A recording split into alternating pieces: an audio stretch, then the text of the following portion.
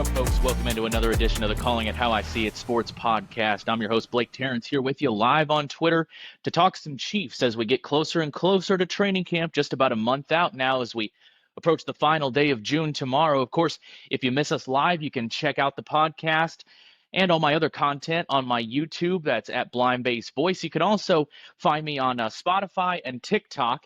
And if you missed any of the live content, or we do some pre-recorded stuff as well that doesn't get uploaded on here. So make sure to follow all my socials. And of course, if you want to get in on the conversation tonight, you can jump in and reply in the chat room, and I'll keep monitoring that. And I'm joined tonight by a guy whose podcast you should also subscribe and give a like and give a review to. Guy I haven't actually done any recording with in the past. Most of the guys who I've had on in the past, I've, either worked with or had a personal relationship with. This is a guy whose podcast I've followed for a couple of years, and just thought I'd reach out to him, and he was kind enough to hop on. Really excited to be joined by Taylor Witt of the Always Sunny in Chiefs Kingdom podcast. Taylor, how you doing, man? I'm doing great, Blake. Yeah, it is funny. Twitter mutuals, we're basically friends. Anytime you've been following someone for a little bit. So happy to connect with you and talk some sports. So let's jump right into this, because I know how, it's kind of like last time I did an off-season pod about a week and a half ago. I did it with my buddy Kyle, who's, helped me kind of get this podcast off the ground. And, we're doing the pre-chatting. And, he's like, how long we think we're going tonight? And I was like, oh, it's an off-season pod, 30, 40 minutes or so, probably not even an hour. And then, we get talking, we get all down a bunch of rabbit holes, and I look up and I'm like, oh, damn, we're an hour and 20 minutes in. So, it's how it goes. So let's jump right in here. I want to start with a topic that I feel like I've probably beaten the horse on a lot, but it just keeps not on giving, I guess. We're not getting anything. What's up with the Rashi Rice situation? Because I feel like we've been playing this weird game of keep away with it for over a year now. I get it. It sounds weird to talk about it with it, in the sense of trying to delay consequences for an incredibly dumb and dangerous decision. But, having said that, we're here to talk the football angle of it. And so, last offseason, it happened in April.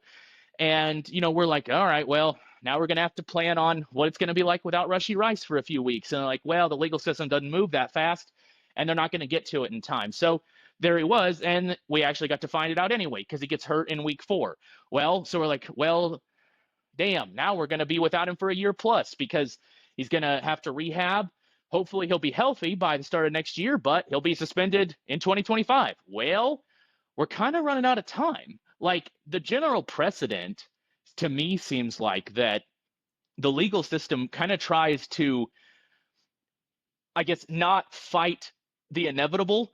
And, when a guy on a major professional athlete is going through a situation like this, they try to get their business done in the off season, and the punishment he faces in season from the league is separate, and they like to do it after the legal system has done its thing. Well, it hasn't, and we're less than a month away from training camp now. Do you think when do we officially run out of time, and we can just say, all right, well, it's 2026?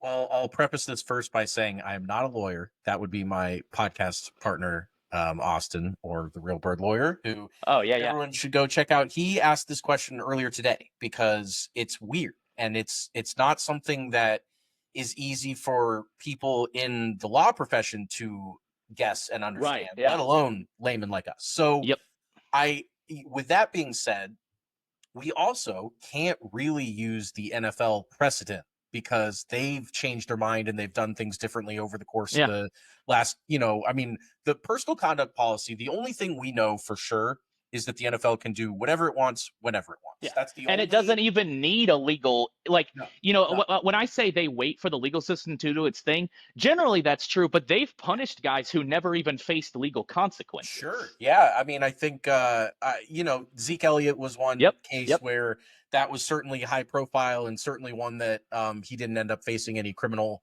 charges. And yet, here we are.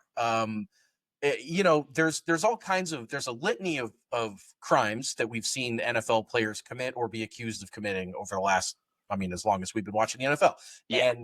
And Goodell and the shield, they try to protect the shield and the image as much as they can. And they try and stick with the law, but when the law doesn't do the punishment that they think it should have done, then they step in and or if there was a punishment, they still like to make sure that a player is punished for breaking the law because they make the NFL look bad. Blah, blah, blah, blah, blah. That's a long way of saying we really I can't sit here and say there'll ever be a date that I'm sure Rashi Rice is safe for the 2025 season. I think if the season starts and we haven't heard anything, but I don't know how Texas courts are working. If there's a chance that something comes down the pipe at some point in mid-season, it would be it'd be quite a juicy headline for the NFL to suspend the Chiefs' number one wide receiver for a infraction committed 2+ years ago by the time he ends up getting suspended.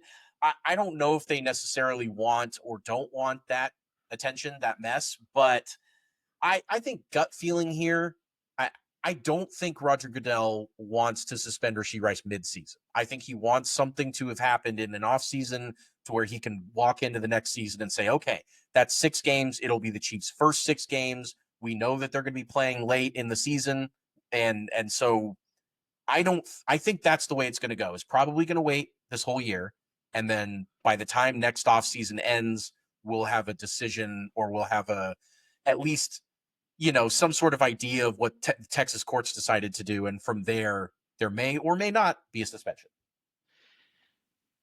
You think the Chiefs are, I guess, planning that way? Like, do you think the Chiefs are planning to have him for the full season, assuming he's fully recovered? If you're running a professional sports team, you have to keep worst case scenarios in mind. You have to have contingency plans. You have to have injury plans. These guys always have to be thinking a couple steps ahead, or things that may or may not are likely to happen. So, last year's a perfect example where they might have had plans and then things got derailed in a hurry when everybody started getting hurt. And so, yeah, I think the Chiefs are hoping and they're, moving forward with Rashi Rice slotted in as the number one wide receiver. But if something comes down and he gets taken out, at least they do have 8 or 9 wide receivers that they feel all right about. It's maybe not high-end depth on the roster, but it's certainly guys that, between Juju and Tyquan Thornton and Jalen Royals, kind of some of the guys down below the Hollywood and Xavier Worthy, tier of receiver, that I do think if everybody then stepped forward in the roles, it's not going to be as explosive as it would with Rice, but they kind of understand that they've got some depth there to massage a suspension out of this roster. But they would rather not. That's an unfortunate word choice considering what's going on in the NFL. Yeah, Justin Tucker really liked. He was in my ear on that one for sure. Oh boy. So, we're going a little out of order on the topic list I sent you here, but you kind of gave us a perfect segue into it. So that, the Rashi Rice suspension situation is certainly a factor in this.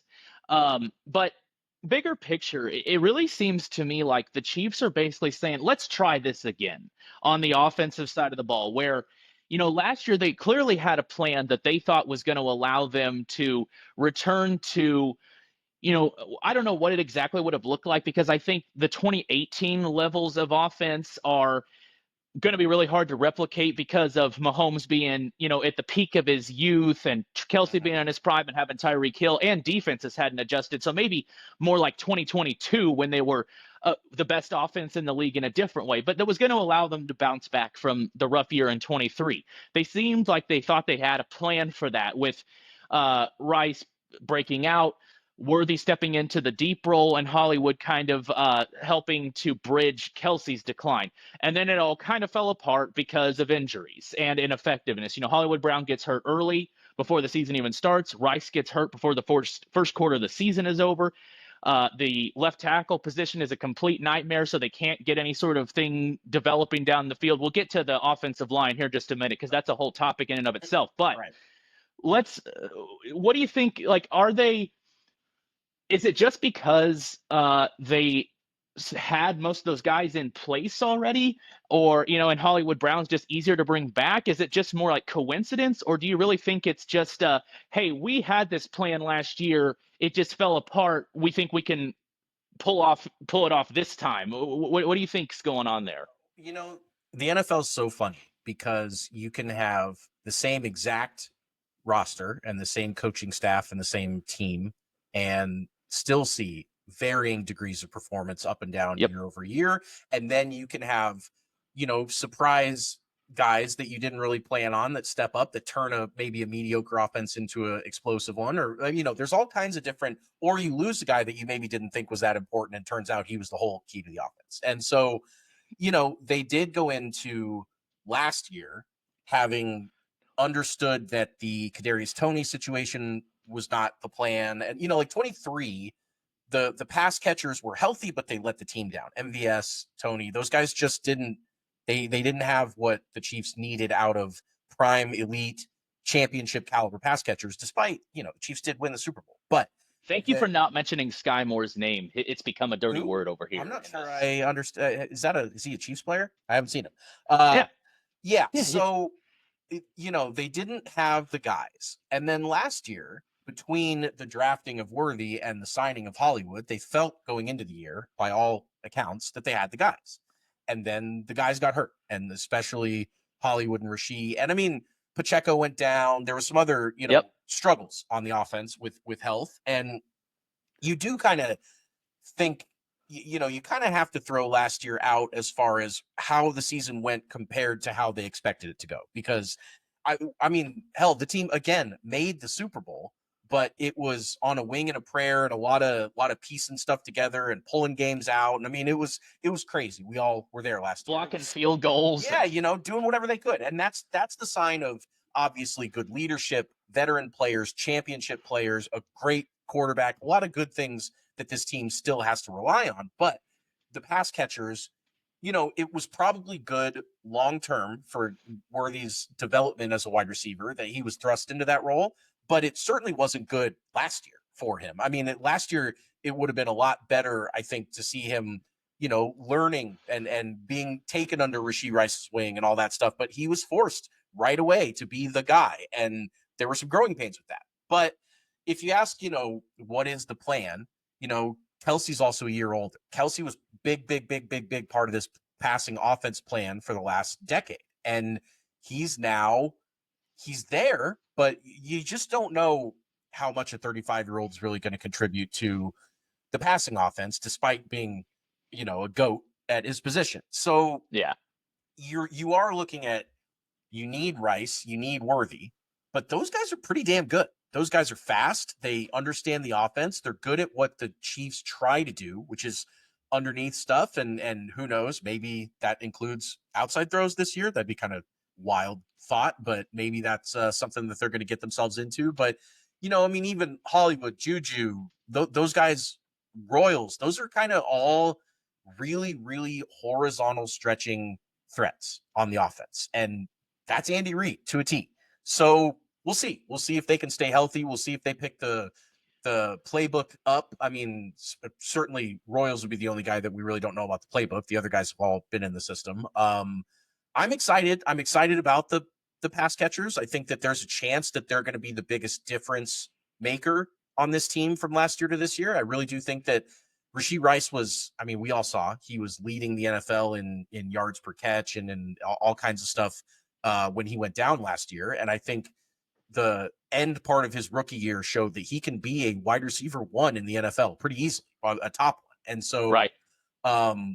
Seeing what he's got in the tank still after not seeing live bullets for a while and rehabbing and wondering about his suspension and all that stuff. If he comes out there like gangbusters, ready to go prove that he's a dude, then, I still think it's maybe not Tyreek Hill, sky's the limit for the offense, but the points should come in a lot more easy fashion than they did last year. Let's talk a little bit about the merits of it. So do you think, is that wise that they're basically trying to replicate it plus their draft picks? Because, they're the only real predictor of injuries we have is injury history. And, Hollywood Brown he's kind of the poster boy for injuries holding back what could have been. I don't know that he's been a true disappointment in his career, but injuries have certainly held him back from living up to the first round pick status, and Xavier Worthy is, the body type, you worry about it with injuries. Now we've seen it with Rashi Rice.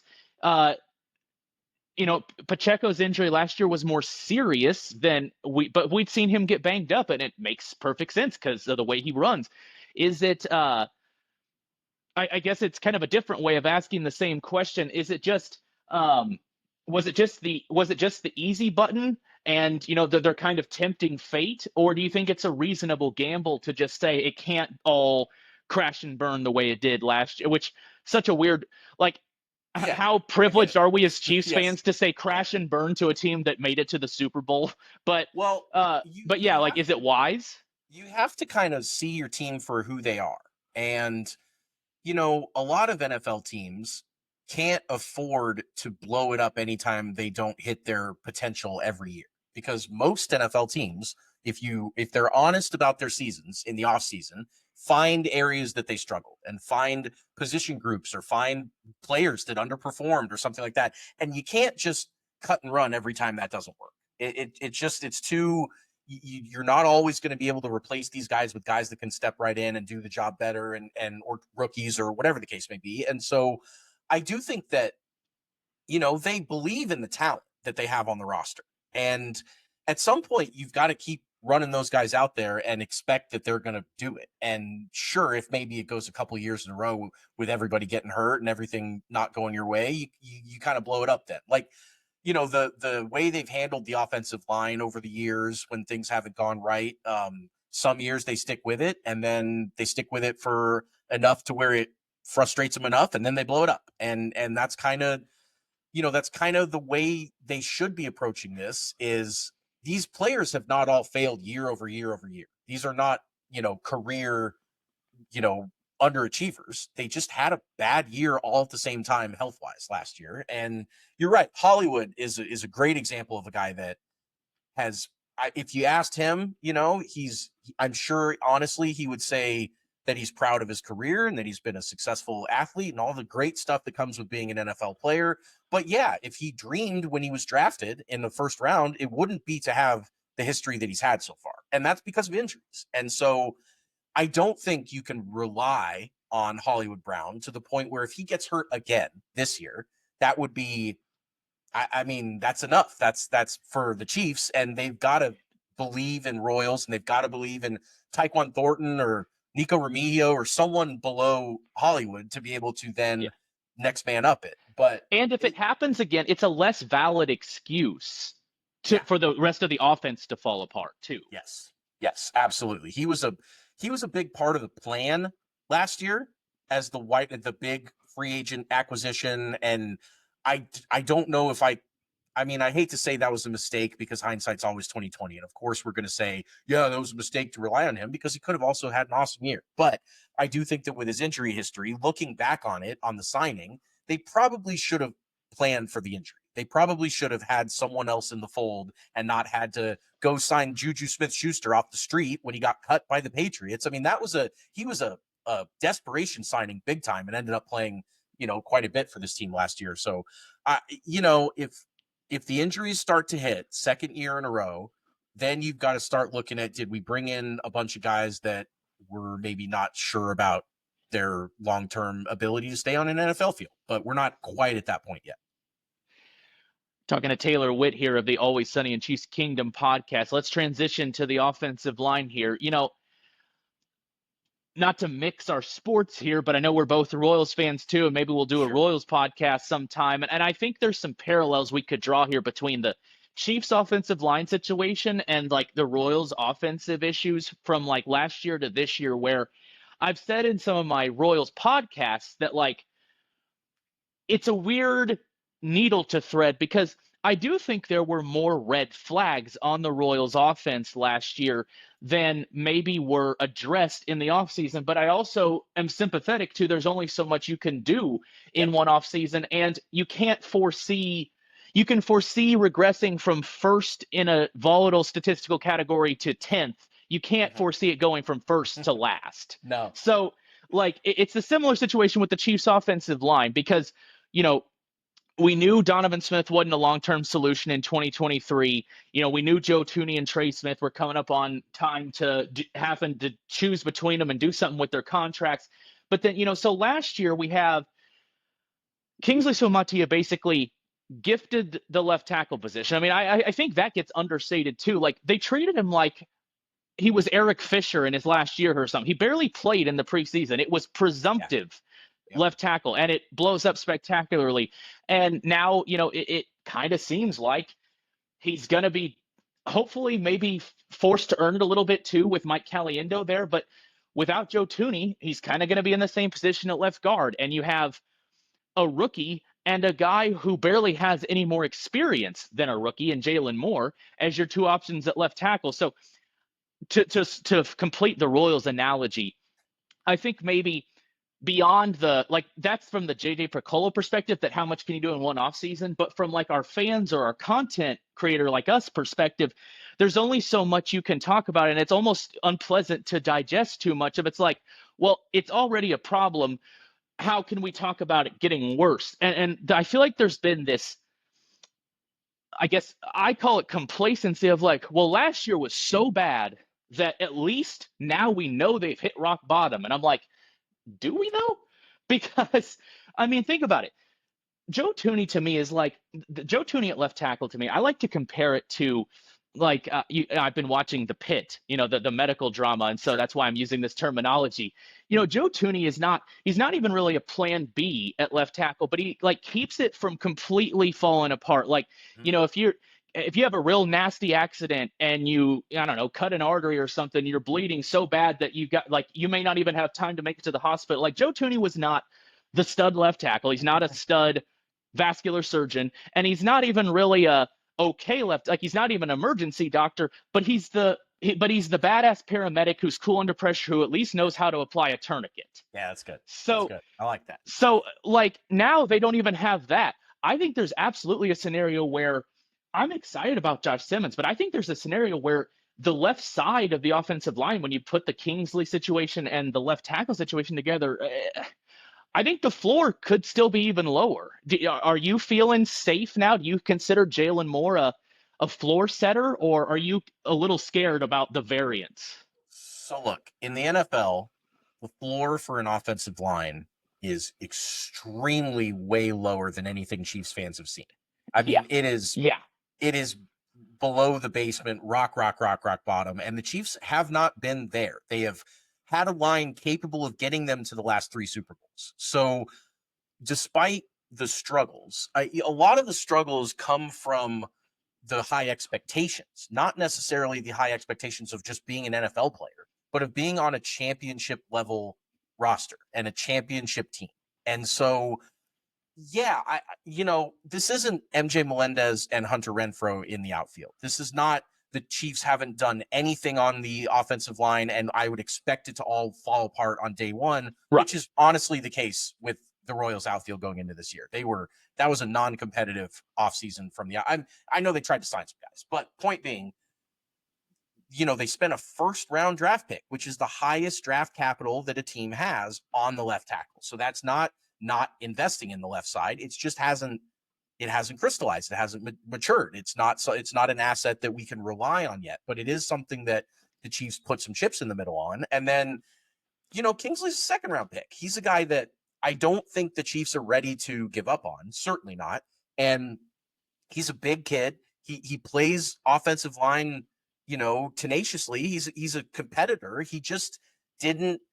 I honestly think that he kind of got a bad shake last year with some of the matchups. I mean, like, it's not his fault that he was gifted the position.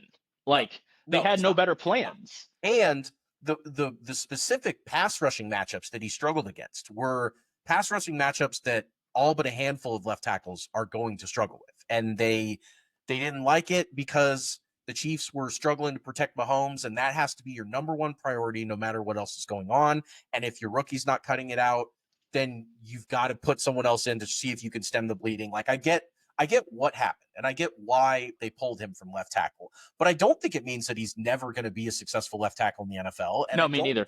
I don't think it means that he's not going to be a successful left guard. I mean, I think that he's got the body type and he's got the tenacity to be able to still produce effectively on this line. But at your original point, we don't know. We don't know what that left side is going to look like. We have high expectations and kind of high hopes for both left tackle and left guard, But truth be told, if they both struggle out of the gate, no one's going to sit here and go, I can't believe that I never saw this left side of the line struggling going into the year, because I think we're all worried about it. But again, like I started, we're worried about it from a sense of, are the Chiefs going to be able to win a Super Bowl with this line?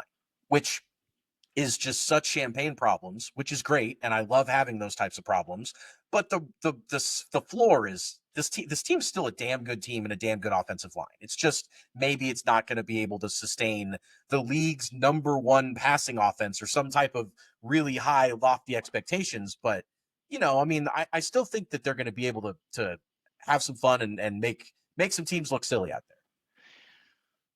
What about Jalen Moore specifically? Because I've had a question that I've posed to a couple different folks, so I'll go ahead and throw it to you too.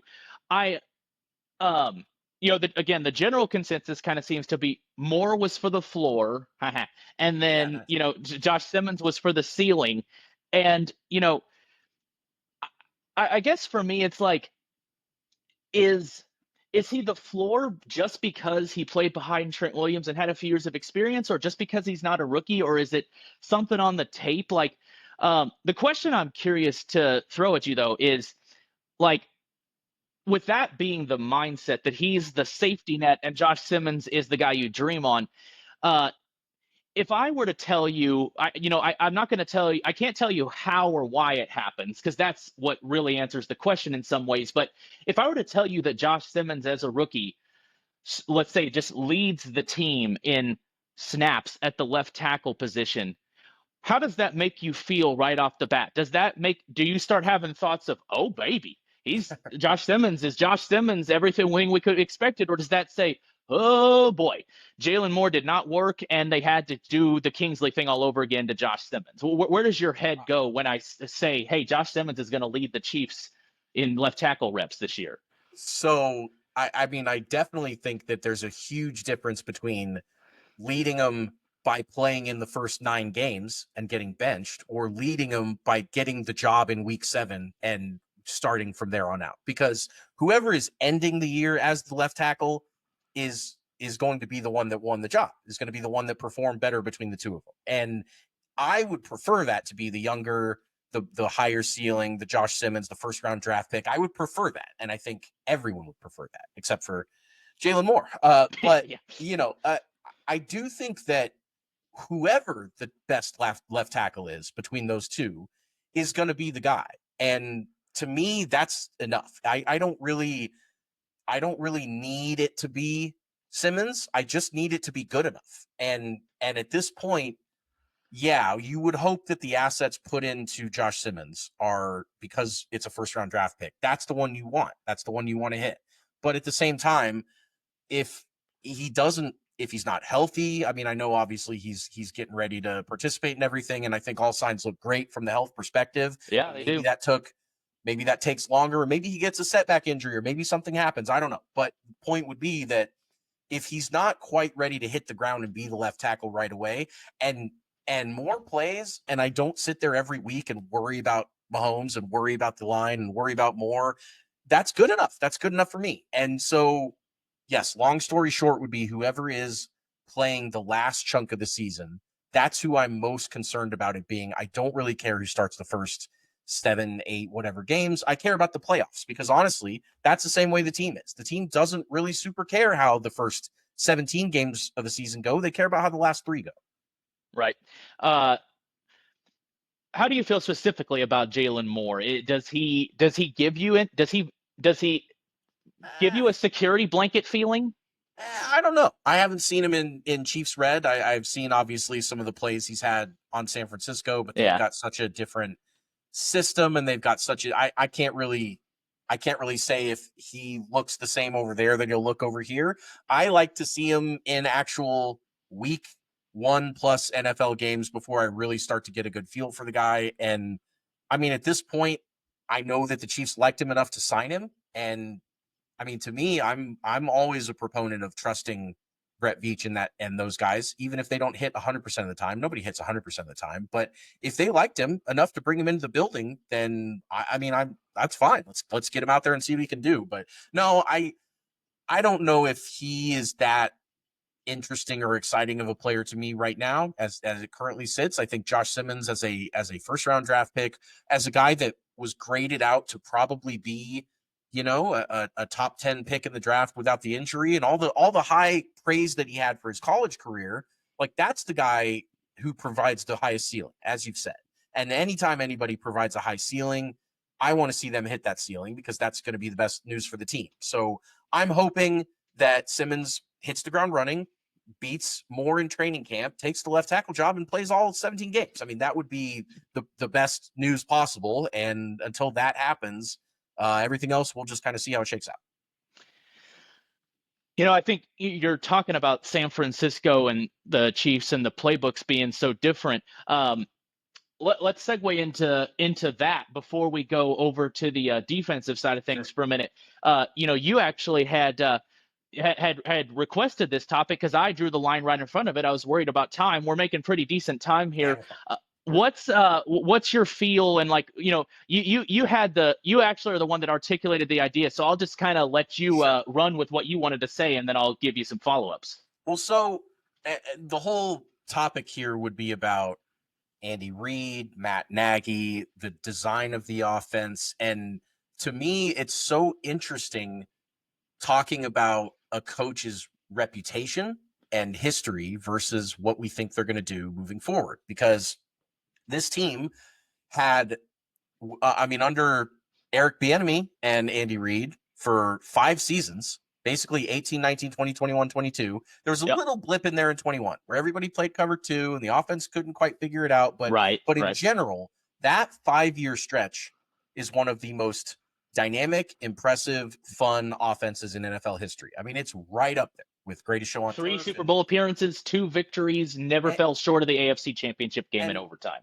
Correct. And not just the winning, but the manner in which they did it. The easy offense, the explosive offense. Yes, a lot of it had to do with Tyreek Hill, but as you mentioned at the top of the show, 2022 was without Tyreek Hill, and they were still the best offense in football. So it's not, he was not the only reason that offense clicked. There was something tangible about the way that it was either, I don't know the X's and O's well enough to know everything that defenses have thrown at the Chiefs over the last couple of years versus those 5 years. There's a ton of nuance, and there's tons of, defenses change the way they approach players and all that stuff constantly. But there just was a special sauce in the Chiefs offense for a half a decade, for 5 years, that once the 2023 season started, after Mahomes had won his second MVP, after they had won his second Super Bowl and gotten everything everybody thought the Chiefs going into the 2023 season, everybody thought the Chiefs were, on top of the world. And yes, they did win another Super Bowl after that and got to another one, but they didn't do it in the way that we all expected or the way that we all wanted them to, because we are spoiled fans and we want the scoreboard to light up and we want games to be easy and blah, blah, blah, blah. And that's just not that's not the reality of the NFL. So the whole point that I wanted to talk about was, is this offense under Matt Nagy really? I mean, it's Andy Reid's offense, but Matt Nagy's the guy that they call offensive coordinator. So I'm going to put as much blame and as much praise on him as the offense. He's the vice president. He's the vice president. And right now there's more blame than praise to go around for the offense. And you've got the best player, some think, in the history of the sport at quarterback. And you've got investment all over the offense. You've got it in the line. You've got it in, obviously the tight end. You've got it in, really not running back, which we'll get to, but other places you certainly have put the effort in. First round picks, second round picks, all that stuff. There should be a level to this offense that in the last 2 seasons we have not seen. And I don't know if that's coaching. I don't know if it's underperformance. I don't know if it's health. I think it's probably all 3 of them. But I just wonder how safe Matt Nagy's job is if this team comes out and isn't able to move the ball, not even score points, which I know it's hard to lead the NFL in points all the time, but to be uncomfortable on offense. Do you know how many times last year that the Chiefs just looked like they weren't comfortable when they were driving the football? Oh yeah. Well, and it's often than not. And it's just like it was all so much, I guess, effort put into it. And it was like there were no one play drives. Everything, which, I get some people actually kind of prefer the milk the clock, beat them down. But like, man, the more plays you have to run to get down there, the more times something could go wrong. I'll tell you what, I need my drives to end in touchdowns. I don't care if they're 20 play drives or 1 play drives. I need to put up more points per drive than the other team does, because that's how you win football games. And if they want to grind the clock out, but if they want to punch it in to the end zone on the other end, sign me up. That's fantastic. But they also struggled in the red zone. I mean, they were terrible in the red zone. And it just felt like, Andy's always had this reputation, and rightfully so. I'm not trying to say that he hasn't earned the reputation, but a reputation of being an offensive genius. That's his calling card. That's his superpower among everything else. And I just haven't seen it lately. I haven't seen the trickery, the magic, the like, oh my God, I can't believe the Chiefs just made that team look so foolish. Basically since, since 22 Super Bowl against the Eagles, where they that's kind of the last corn dog. Felt like with corn dog was probably the last time that the Chiefs ran a play where I felt like the other team didn't see it coming, and they kind of Tom and Jerry'd that with the Niners. But in general, that 22 offense was the last time where the motion felt like it mattered. I feel like in 23, 24, the Chiefs have been using motion, but it doesn't really do anything. It feels like, and part of that, again, I don't want to discredit NFL defensive coordinators, because they're damn good at their jobs too. And if you're going to go into a season game planning for one specific team, it's going to be the team of the decade. It's going to be the Chiefs. And so I do think that the Chiefs get the other team's best efforts, best game plans. They probably get some bespoke game plans just for the Chiefs that other teams haven't been pulling out against anyone else. Like, I get it. They're going to get everyone's best shot. And that's hard. That's hard to go in week after week after week, and everybody's playing their Super Bowl against you. And that's probably part of the equation that we've seen with them struggling. But man, I just need Andy / Matt Nagy / whoever to come up with something that makes me feel alive as a football fan of this team. Makes me feel like my guys went out there and did something your guys didn't expect. I'm going to throw this out there, especially because we seem to be, which I agree with, that like the last 2 years has been where something's changed. And, I don't even disagree really with anything you're saying, but I'll throw out this thought experiment. Could the secret sauce, the special sauce, be some guy named Travis Kelce, and that he has become human over that exact timeline that we've been describing? His decline certainly has not helped. Let's say that. It's not maybe reason. I don't know if it's reason number one. My gut feeling is that health and maybe lack of running back play has been the number one reason. But Travis Kelce's he's up there on the list of reasons why the offense has taken a step back. He's not as explosive, and he's not getting the volume, and he's not turning those catches upfield as much as he was. Yeah, but that's the biggest one right there. I mean, his yak is definitely, that was his main. I mean, when he was getting 1,000-yard seasons every time he touched the ball, that was why, is because he could take a catch and just break people's ankles. And he doesn't do that anymore. He does know where he's supposed to be, and he's still a security blanket. He's still a guy that on 3rd and 7, I want Mahomes to go to him every time. I think that that's a reliable connection, because he'll pick up 8, not 10 anymore, but 8. Yeah. He's not gonna rip the top off the defense, but you would hope that they supplement Kelce and his new kind of role with guys that can rip the top off. And maybe if they've got guys that are running vertical, that does nothing but help Kelce in the middle. For so many of his years, Tyreek Hill was right there with him. And Tyreek Hill was the guy that was pulling safeties back. And as soon as those safeties pull back, a guy like Kelce in the middle of the field's licking his chops. And when Tyreek left, they've tried to rip the top off the defense, but MVS just doesn't do it. They're not gonna do that. Or with Kadarius Toney or whoever it was that they were trying to, Sky Moore or whoever.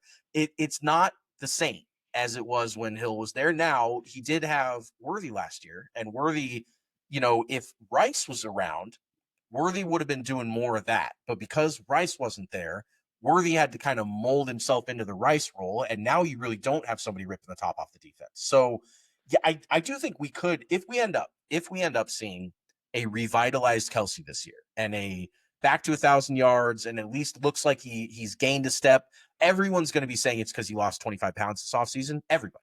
But I really think that a ton of that's going to be improved wide receiver explosiveness down the field. That's really going to help open up the middle of the field, and he'll just find those soft spots and do what he does best.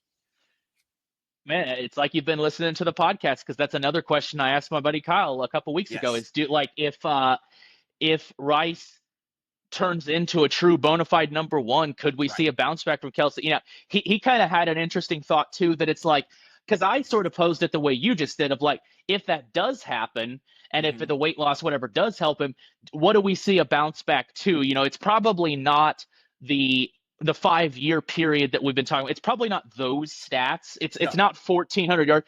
And he had an interesting point too, that it's like, maybe it's not regular season stats we're looking for. Maybe it's the what we hoped we would see. We saw it one game from him last year where it's like, oh, playoff Trav is back.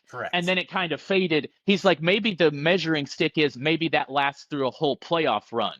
Yeah. There's what's funny about the Chiefs and the position that they find themselves within the NFL pecking order, that they've found themselves in, frankly, for the last 4 seasons or so, is they should be planning on playing deep playoff runs every year. That should be the expectation, and that should be the game plan. And I do think that we see some of that. We see some turtling out of the Chiefs and some kind of not going to show you everything in the regular season. This game doesn't matter to us as much as we do to you. But the reason that we see that is not just because they don't care. It's because they literally are saving as many of their important and their tricks and their plays and stuff for the playoffs, because they know that that's when they can kill you with it. And so, yes, I think that if Travis Kelce, if the way that the Chiefs evolve as an offense this year includes being able to stretch the defense more and being able to open up the middle of the field more, yes, it's going to lead to a bounce back just by sheer force of it has to. But when you see that happen in the playoffs, that's when we're going to feel like, oh, this was the reason that things didn't go well last year. It's because we didn't have this last year. And now that we do, we're back to seeing this version of the Chiefs where other defenses fear the offense as much as other offenses fear the defense. Because right now, the defense is dictating more the pace of the game than the offense is. And I mean, it's just weird for us. It's not necessarily bad or necessarily a formula that doesn't work, but it's strange. And I like offense. I want to see points. Yeah, for sure. Talking to Taylor Witt of the Always Sunny in Chiefs Kingdom podcast here on Calling It How I See It. One last offensive thing, and then we got a defensive topic to close out with. So offensively, you had kind of referenced the running backs and how there haven't been a ton of investments put into them. And, we should probably evaluate that on somewhat of a sliding scale, I guess. Like investing a 7th-round pick in Brashard Smith this year, that's more of an investment when you're talking running backs than it is most other positions. Like that is a very real investment into it. But your point is valid. And so you can take that conversation any way direction you want to. But specifically, I'm kind of curious if it's like, I get the arguments about juice from the running back position and big play potential, because really we haven't seen a whole lot of that since Kareem Hunt's, offensive rookie of the year damn near season back in 2017. Damian Williams could pop off the screen every now and then, but wasn't consistent enough. And then outside of that, you can trace back through that whole 5-year window and the last 2 years. It's been a lot of guys who are just like there to be kind of floor guys instead of ceiling guys, where it's Spencer Ware, Darrell Williams, Clyde, Pacheco even is probably still more of a set the floor than the ceiling guy. Kareem Hunt certainly is. And so I am excited about what Elijah Mitchell could bring, provided health, which is with him is a massive if. But Smith, I get it. I get the excitement. I almost kind of wonder, though, if that is a bit like misleading, because I think some of the frustration about the lack of juice from the running back position kind of stemmed from the passing offense not being in good shape.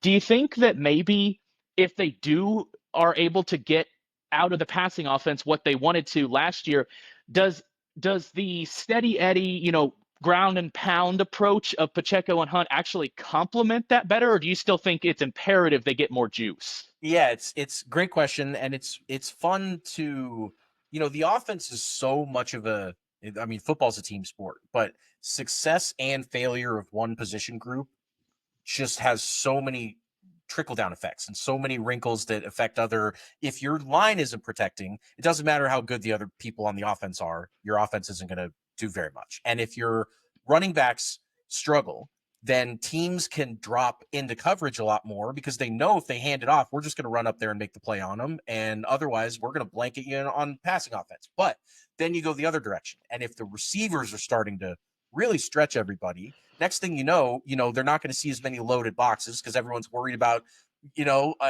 Hollywood and Worthy and Rice and all those guys running behind them. So then they drop back. And next thing you know, you hand the ball off to a guy that, I go back and forth on Pacheco because he's not going to do it all himself. But if you give him a layup, if you give him a handoff with a 3-man box, it's not like he's not going to know what to do with it. He has some pop to him. He just doesn't have the consistent run through you. He's not a Derrick Henry or Saquon Barkley. Well, and he doesn't find tiny little creases where they're his heart. He's not the Jamal Charles of like, wait, where the hell did he just go? Yes, he's more right of a he just runs over everybody. Yes, which is fun. That I agree. It's like the curse of Pacheco's. It's like he's so damn fun to watch, but you're just like, holy cow, this cannot last. Yeah, and he's obviously easy to root for. He's obviously a guy, also a 7th-round pick, that was a huge win for the Chiefs. To even get a couple starting years out of a 7th-round running back is an unbelievable vision by the front office to see the talent in him and everything like that. But again, our bar here is not, can he play at the NFL level? Isaiah Pacheco could start for, several teams in the NFL. The Chiefs aren't the only one. But the Chiefs need every position to be championship caliber if they're going to go back out there and do what everyone needs them to do, which is keep winning rings. So I look at the room and I look at Kareem and Pacheco and Elijah Mitchell and Brashard Smith, kind of the 4 presumed running back talents here. And then I'm not really sure what they're doing with Carson Steele, but obviously that would be more of a fullback role. But I don't see ceiling there, but I do see what you mentioned earlier. I do see floor. I see floor with Kareem and I see floor with Pacheco. And those two guys are going to be reliable and they're going to grind. If you need a 3rd and 1, I feel fine with handing the ball off to really either one of those guys. More Kareem these days, but I would have liked to have seen some more out of Pacheco over the last couple of years, as far as like every down back, breaking tackles, kind of the like superstar qualities. And even though, the injury definitely was hard for him to work through last year, that's something that who knows how his season, he might have taken a step forward last year if he didn't have an ankle injury for running back, which is, ridiculous. It's a miracle. The worst combination of things. Yeah. I mean, it's crazy. So, if he comes out this year and if he feels like, okay, last year I got the year taken from me, I've got a little pep in my step this year, I'm going to show him what I've got. And if he's got some more juice to him, some more pop, some more moves than what we've seen, then, I mean, let's go on offense. That's great. But if he doesn't, they're just going to have to do the Andy Reid short passes equal the run game that everybody always, Mahomes leads the NFL in passes behind the line of scrimmage. A lot of that is because the wide receiver core was depleted, but a lot of that is also because the running backs didn't give you a lot of runs. So you felt like, if we need a couple yards here, I'm just going to throw it out wide because I know Mahomes is going to complete that, and then we'll see if we can get something going that way. So, we'll see. The running back room's interesting. There's kind of a lot riding on it to me as far as the direction of the team over the next couple of years. If it struggles again this year, I mean, they got to bring in some more talent. How optimistic are you that, because that thing you mentioned right there of throwing it out wide and like getting the running backs more involved in the passing game, like that does seem like exactly what Smith was brought in to do.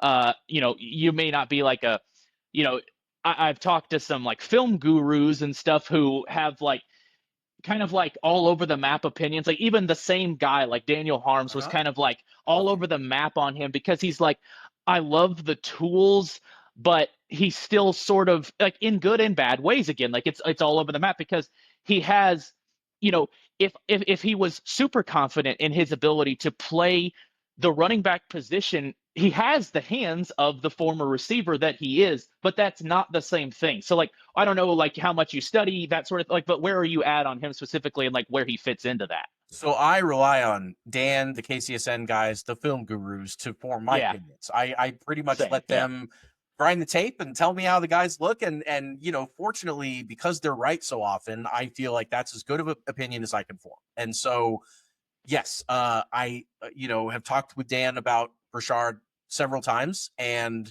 I think that the vision of what he could be in the offense, for a 7th round pick, like I love the vision. I love the idea of Brashard Smith. I haven't seen it in practice yet, both either actual practice or, in a game. But I think that getting a running back that is comfortable catching the football in an Andy Reid offense is never going to be a bad thing. It's never going to be a negative on the offense. I think that, all those running backs that we mentioned earlier for not having much juice in the run game. I mean, Clyde, Darrell, Damian, those guys had pop in the passing game. Those guys could catch a screen and do fun stuff with it and make guys miss and do stuff out in space. The problem with Chiefs running backs has been that when you hand the ball off, they don't create their own space. But if the play design creates space, if you've got them already out there on an island with somebody and you give them the ball, they usually know what to do with it. And they usually make, a pretty good contribution. So yeah, I think that Brashard Smith's got a great chance to contribute for this offense. I think that assuming he makes it out of, I don't really know what they're going to do. If they're going to carry Kareem, Isaiah, Elijah Mitchell, Brashard Smith, and Carson Steele, I don't see that really. I'm sure. Yeah, four seems about a max number to me. Agreed. And so maybe they go again without a fullback like they have several times in the past and let Carson Steele go. I don't know, but the point would be that if Brashard Smith, now maybe he's a practice squad early, and then we'll see if maybe everybody. I mean, Kareem also ran a lot last year, ran a lot for a guy that didn't have a camp and all that stuff. And yes, I love that he came back for another year, but I don't know how much gas he's got left in the tank either. And so maybe he fills a fullback-ish role because he's a very good blocker and he's a power guy. Right? Yeah. Like he was kind of a fullback. I mean, he really, I think his longest run of the year was 10 yards. And it's, but basically never lost yardage. He's like that magic little spot. Yes. Yes. No, he's got a lot of strength. And I don't think that if they wanted to go with a fullback, they would probably, you would think, go with a guy like Kareem over Carson Steele, but I don't know. It's still early. There's still camp battles to be had. So we'll kind of see. We'll have a better idea of how the running back room obviously shakes out when they do the final 53. But if Brashard Smith is on it, I like his potential in the offense. Let's transition to a defensive thing here real quick before we wrap up. Talking to Taylor Witt here of the Always Sunny in Chiefs Kingdom podcast. Check out his podcast. I usually like to follow it on Apple Podcasts. And of course, you can check out here the Calling It How I See It Sports Pod on my YouTube, Spotify, and my bonus content on TikTok. And I usually stream these live on Twitter as well. And stay tuned for all the updates. Taylor, let's talk a little defense here real quick. I think that again, going back to the podcast of a couple weeks ago, we had a real funny moment where we did a cool exercise where I told Kyle, like, let's think of 3 players before we start and in order, and let's kind of debate the nuances of the order and see how close we are of, where the 3 most important players for the Chiefs to get back to winning a Super Bowl. And, we did like kind of a countdown and we did, we said at the same time to see where we were at. And our first player, so our number 3 player, which, of course, making the top 3 still means you're vital, Massive. So at number 3, I had Christian Fulton and he had Jalen Watson. So it was funny because we had the same exact idea. We just chose different guys. For sure. Right. And I think Christian Fulton could really be like, if the Chiefs win another Super Bowl this year, I think we might look back on that as one of the biggest under the radar signings, like of the whole offseason for any team, because he, like, when Jalen Watson got hurt last year, they really only had one effective corner. Like, because Joshua Williams hasn't been able to really step into it. It was cool to see that they liked Najee Johnson, but it just, whatever they saw that one training camp 2 years ago just hasn't materialized. The injury might have ruined that. That would suck. But now, if Watson's healthy, they're back to the days of when they had him and McDuffie. And, I don't know that Christian Fulton is quite L'Jarius Sneed, but I think his could be 80-90% of it. I think he could be one of the most overlooked keys to the defense. So where you at on him? Yeah, he's a great signing. I mean, I think he fits the team well. I think he's talented. He started his career over in Tennessee when they weren't very good from 2020 through 2023. And now they're still not very good. And, speaking of L'Jarius Sneed, sure feels like the Chiefs got out at the right time. Love LJ and wish him the best, but certainly did not miss his lack of contribution. I'm happy he's getting the huge bucks, and I'm also happy it's not from the Chiefs. No, I 100%. It was a great trade, and at the end of the day, I love what L'Jarius Sneed brought for the Chiefs, and I wish him all the happiness. I'm glad that he got a ton of money. Like you said, just glad that it's not on the Chiefs salary cap. However, Christian Fulton, he's a 26-year-old that played 1 year over in LA and was damn good, was a good player, and is one of those guys that has been, pretty healthy, has played at least 11 games in the last 4 years, and it is someone that I'm not going to feel like I don't know what I'm getting from him. I mean, I expect him to go out there and play NFL caliber, second corner, level of defense. And you're not expecting him to be this all world beating. You didn't pay him, the whole bank to come over here or anything like that, but you expect him to be the second best cornerback on this team. That's how I think everybody should be going into the season for the expectations for him. And quite frankly, I think he's ready to live up to it. I'm interested to see what the plan is with McDuffie. They obviously really liked him, playing all out of the slot early on, and then he was kind of forced outside when Sneed left. And it's better, I think, for the defense for McDuffie to play in the slot, and also because the NFL is full of slot players that will eat you up and spit you out if you let them. It is not slot receiver used to be kind of they were lesser receivers. That's not how it is anymore. You would do the two best players on the outside, and you would have a slot wide receiver, and you would do the same thing with corners, and you would put your two best corners on the outside, and your third corner would play the slot if you're playing man. And that's just not how it works anymore. Now you've got, Amon-Ra St. Brown, guys that are superstar wide receivers play out of the slot. And McDuffie needs to be able to shut those middle of the field chain movers down, because they are oftentimes the engine of the other offense. So I love being able to put McDuffie on the slot, and I love the outside corners being Fulton and Watson.